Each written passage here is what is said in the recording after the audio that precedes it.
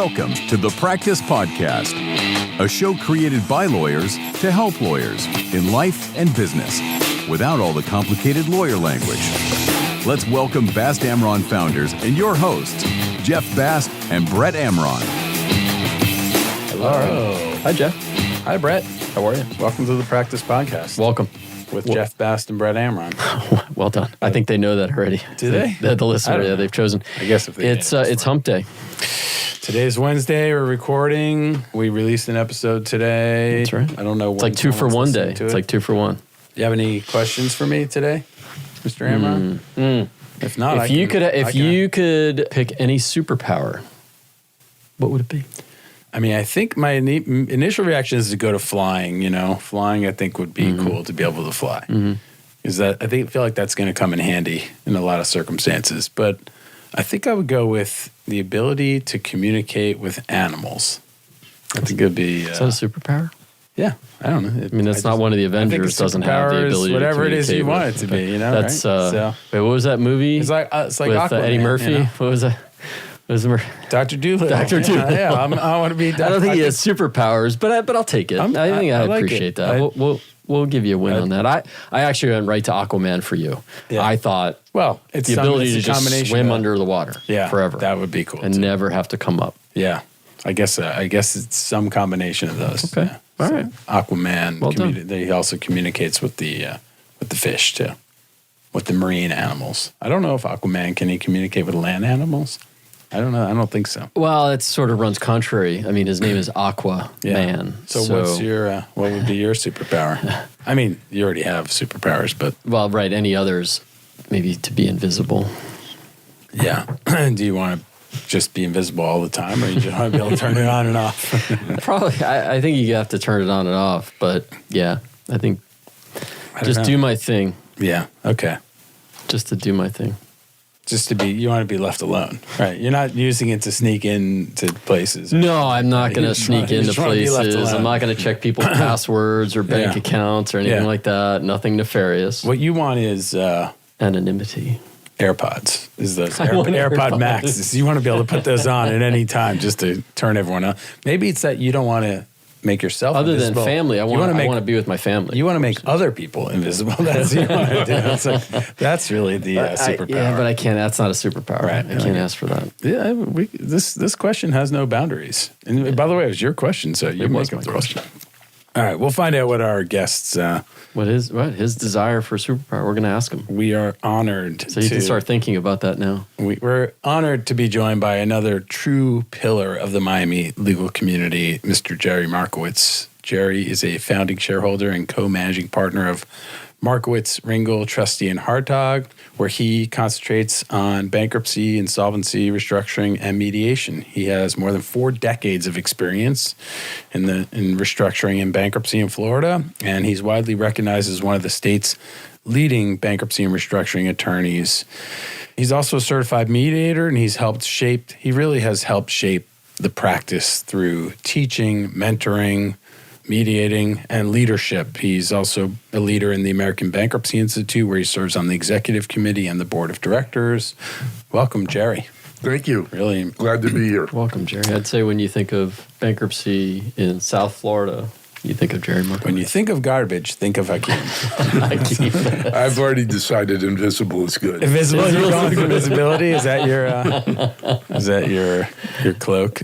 So, Jerry, obviously you founded a firm that's really just become a hallmark of the legal community in South Florida. But before we get to there, because I really want to hear that story, tell us your story. How'd you get to that point?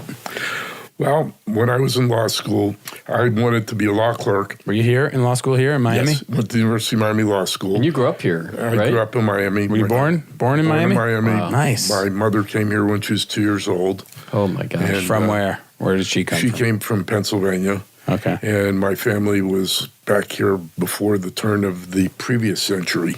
Wow. So, oh, my God. That's like rare. Yeah. So they came here, and what year was that? My aunt came here in 1909. 1909. Yes. Oh, yeah, that's amazing. What a place this must have been back then. Like, do you still have pictures and things like that from that time? Do you really? Yeah.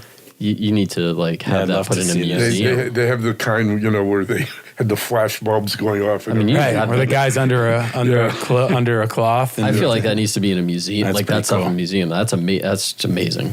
That's cool.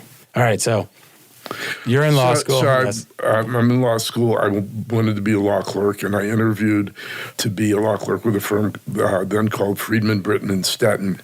And Harold Friedman was a long-standing bankruptcy lawyer in the South Florida community and businessman.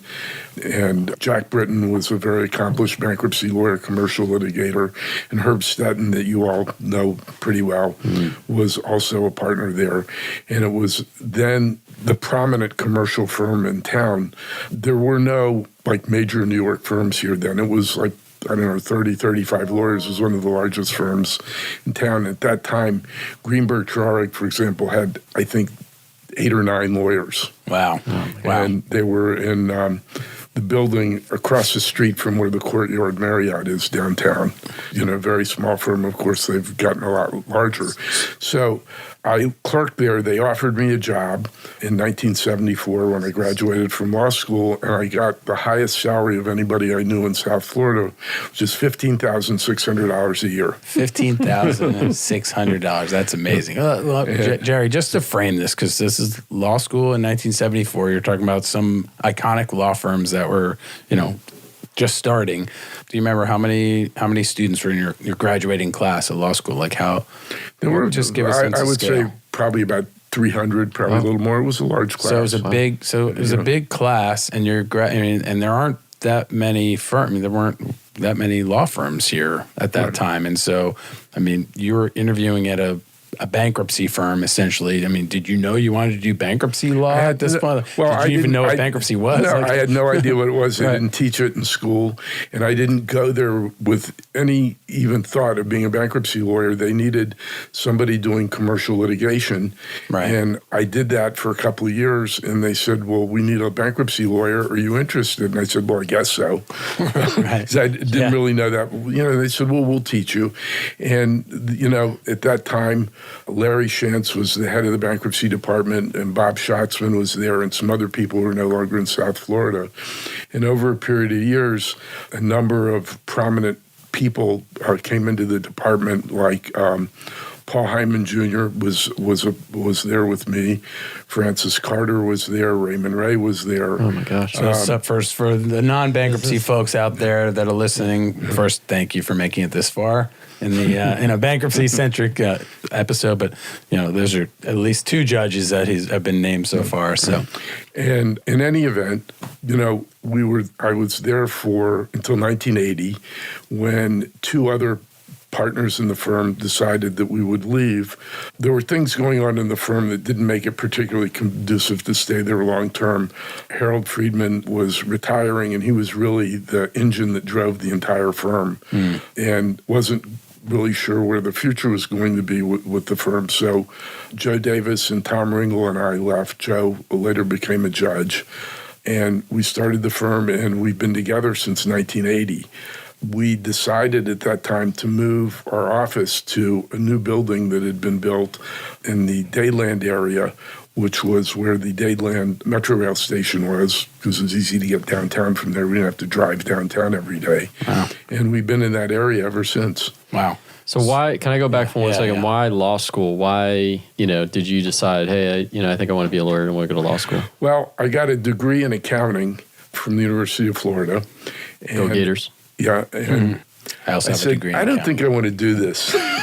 No? Yeah. And Did you do it for some time, or you just, okay. No. And so it just seemed like law school was a logical progression, and that's what I did. Wow.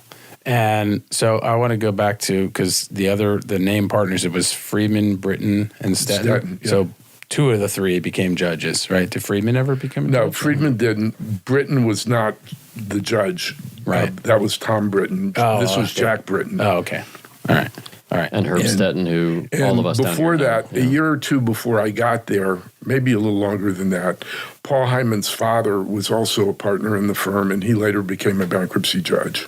So, that firm seems like it was like the it was sort of the center of the bankruptcy world at that time, and then spread it around. Like all the people that started there, left and became either judges, had their own firms, pillars of the bankruptcy community. Yeah. What was it about that firm, do you think, that kind of lent itself to that? Well, we had the firm was very fortunate to have some really good clients. Larry Shantz probably represented every bankruptcy trustee in South Florida.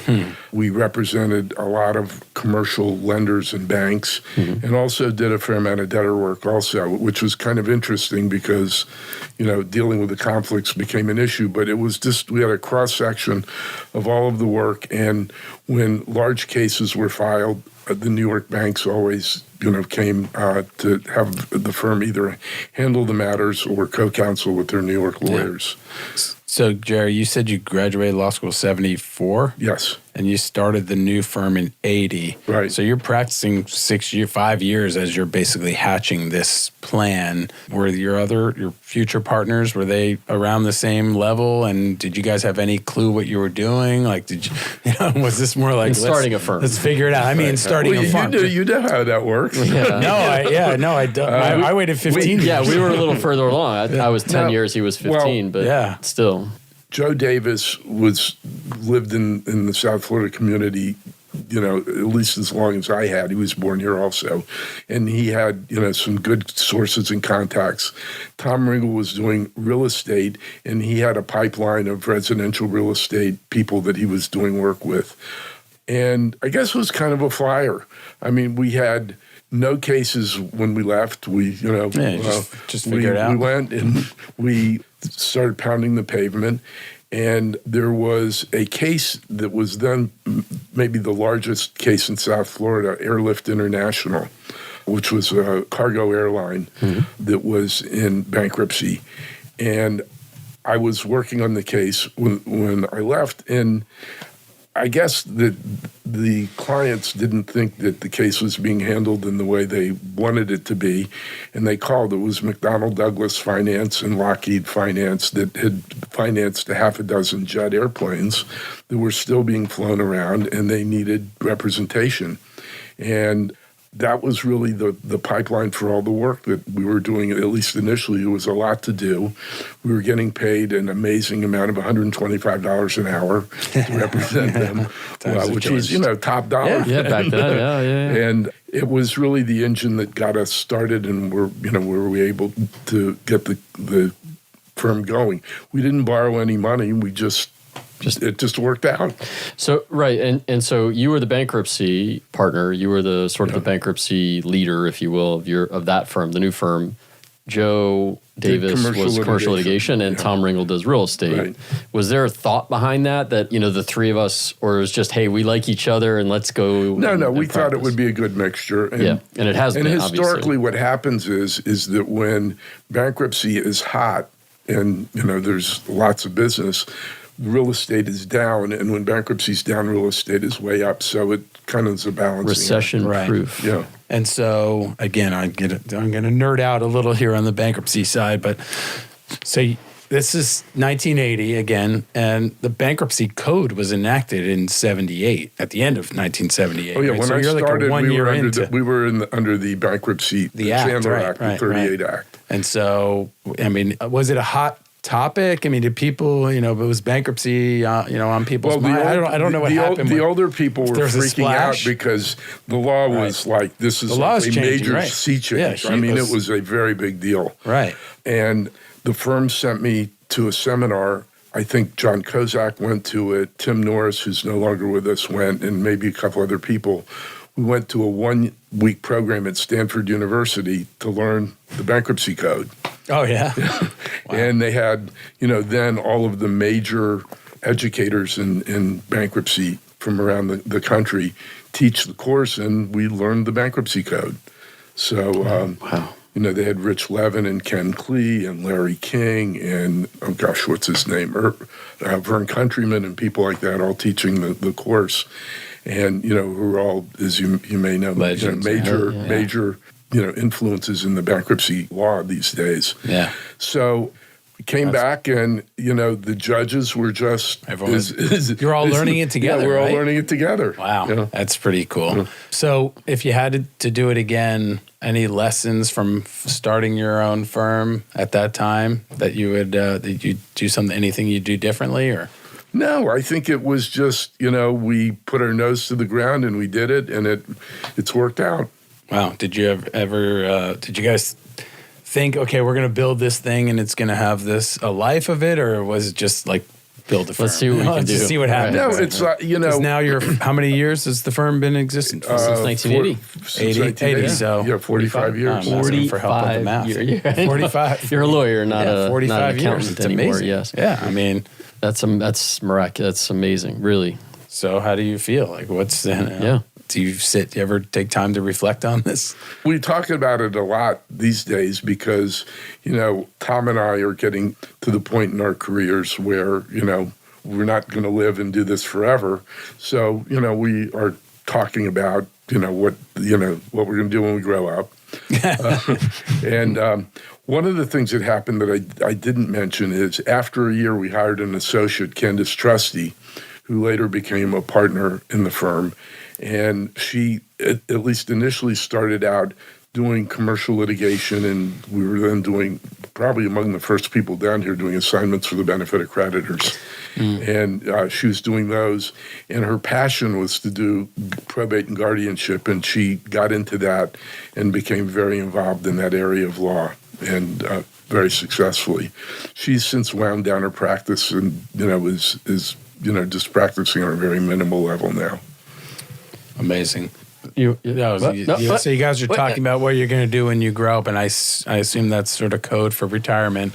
Is there? Because we're wait, what's that exactly, word? Wait. When you grow up, right? So because a lot of lawyers don't retire; they just keep going, and I don't. I'm not sure why that is. I think mostly because you have to ask people my wife love it. that. But that's another topic. I guess we were going to go to. The question I'll jump in and ask is, what would you do? Like, if you didn't go to work every day, what would you do?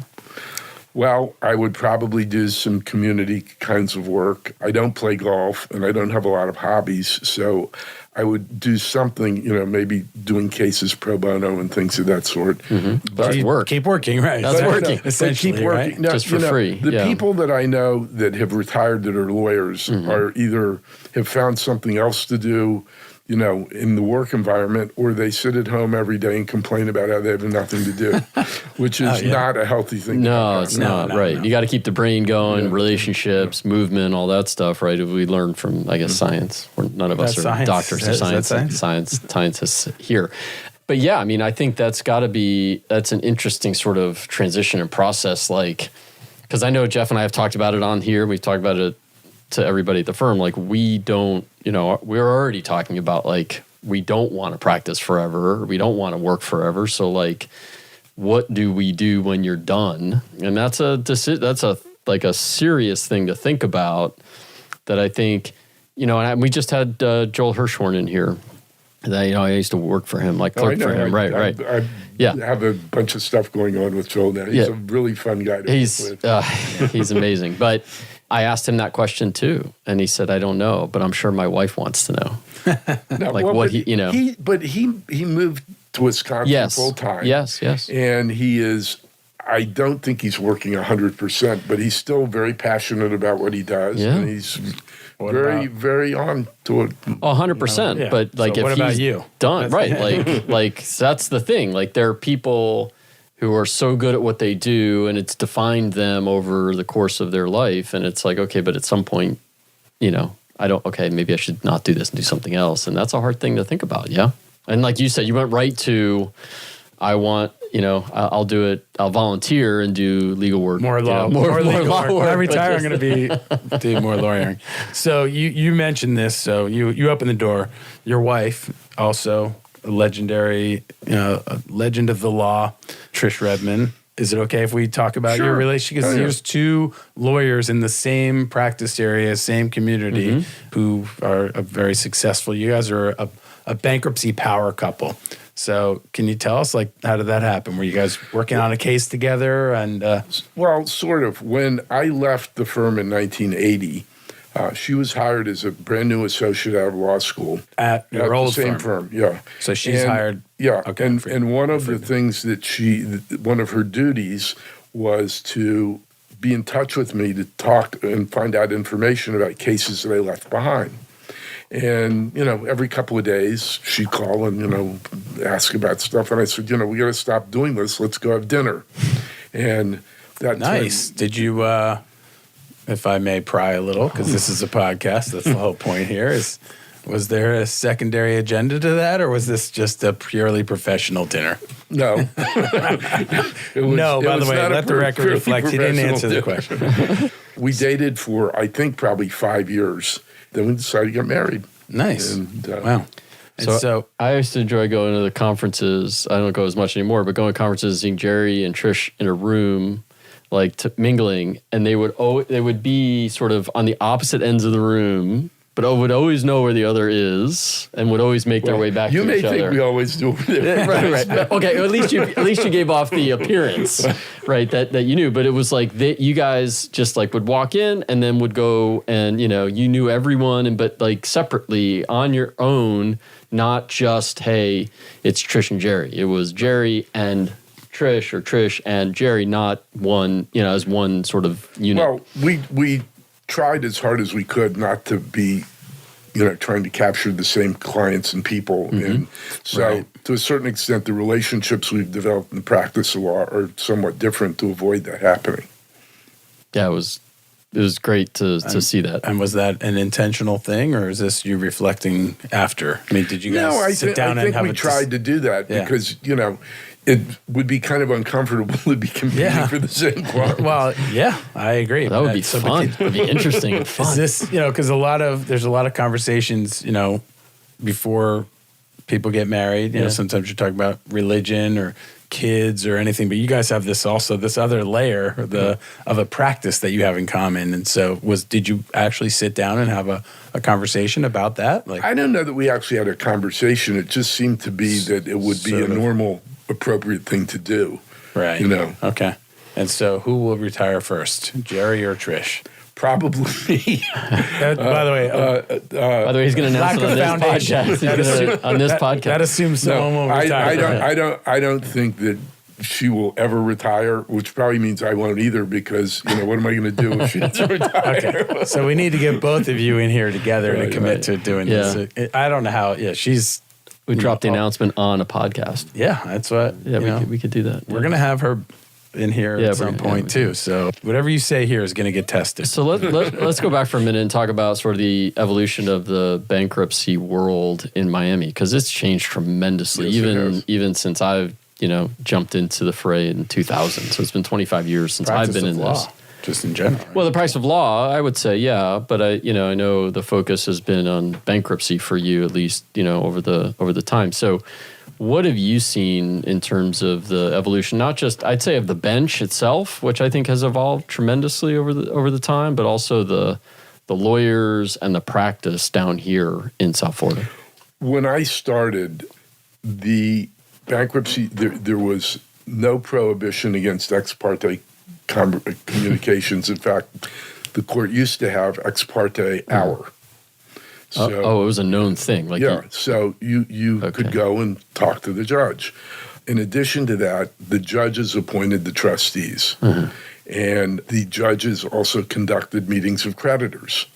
So the judge would, evaluate the case and decide based upon, it was a big case, little case, whatever, would decide who the trustee was from a group of people that the court had identified as trustees. And I don't recall that there was any formal process of how they were picked, but it was kind of like the good old boys kind of system. In the Bankruptcy Reform Act, of course, that was, a nationwide thing. The code was designed to prohibit those kinds of relationships. And then the creditors' meetings were held separately with the court having no role in them. The Office of the U.S. Trustee appointed the trustees. And there was a fair amount of good old boy networking going on in those days, which was significantly cleaned up, if not completely cleaned up, by the Reform Act. So that was really a major change. Yeah, I would call that a major change. Do you think we should bring back those ex parte hours? You just go there and talk to the judge? Yes and no. I don't mean totally ex parte, but if you go with the people on the other side and want to have a conversation with the judge. Off the record, essentially, Yeah. I think that's okay as long as the people involved are there. Right. It's almost like it a used judicial. to not be that way. It's almost like a judicial settlement conference, but with the judge presiding over the case. Yeah, is what you're saying. And a lot of I don't courts disagree. allow that. I mean, in New York, some of the the bankruptcy courts have their chambers conferences, and so it's pretty routine. And I think it makes a lot of sense. But we don't do that here. Yeah. Okay, so it's changed a lot. Where's it going? Where do you think? Down the tubes? Oh, another thing, the Reform Act also created a more formal structure for litigation. Mm-hmm. And I think as a result of that, things became more litigious instead of things more getting worked out informally. Right. Yeah. While that still happens, litigation has become much more formal. The court takes those things much more formally with the rules and things like that. What? We have rules and things?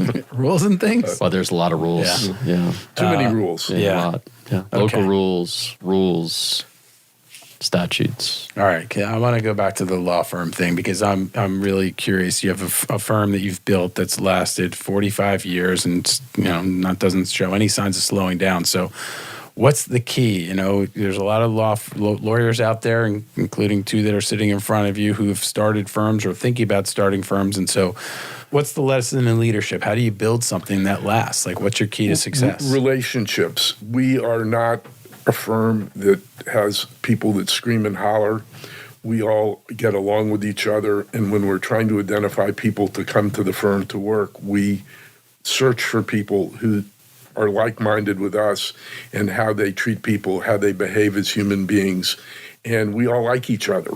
And those are the kinds of people that we try to get this with us, and as a result of that, I think that in a large part that keeps us together. Yeah. But I think doesn't every firm try to do that and just some are better? No, you don't think so? Go to New York or Chicago and see how that works. It's not, I don't know. I guess, it seems to me. Well, it seems, right. It seems basic and obvious, right, to those sitting in the room, but I don't. Because I think you all are similar to that also. Yeah. Right. You don't have a lot of turnover. I mean, our newest lawyer has, until recently, we hired some people who had been with us for like 8 years. Yeah. Yeah. No. Yeah, I'd say the landscape has changed as hard as we try. There's just going to be some things that, fall through, like for you guys too, right? And people leave and, for whatever reason, obviously. But I think it's become a little more transactional than it used to be. Yeah. Yeah. I think the relationships to us are super important and we try and all that, but I think it's become a little bit more transactional. And I hope that it goes back to more relationship, because I think making it transactional leads to some of the incivility in the practice, which I think has crept up, unfortunately. No, that's very true. Yeah. What would you say is the role of sort of the community service component? Because I know you've all, your firm has, and you have, and Trish, and all of you have been very active in the Candace community. Trusty was always very passionate about community service and pro bono work. And she was literally a taskmaster in making sure that everybody did their share of pro bono work. And it just became part of the culture. Yeah. So you think you need to have a champion, somebody's got to be intentional about it. Because I think a lot of firms, they do pro bono when it comes around every once in a while, and they, they say they do it. They say they're committed to it, but there's a difference. You got to have a champion. Okay. I like that. And the late Bob Josephsberg said, I remember him saying once, if somebody calls you for a new matter, a paying client, no matter how busy you are, you're going to take it. But if somebody calls you for a pro bono and you're going to say, I'm too busy, I can't take it. Suddenly. And he said, no, you can take it. There is no person alive like he was. Oh, he would. Amazing. Yeah. That guy was a blessing to so many, obviously, and a legend as legends come. And that always stuck with me, it's like, yeah, that's absolutely true, right? Has there ever been a time you're like, man, I am so busy, a paying client calls and it's a good case and you want to take it and like, I'm too busy, I can't. No, the answer is no, because I'm building a firm and I want to work, right? It's because you haven't prioritized it. I mean, the reality right, that's the reality. The reality so that was his point. Exactly. Well, then, you can take it. Yeah. And he's right. Yeah. Take that case. So this is a lesson for all you listeners. When you get that call, take it.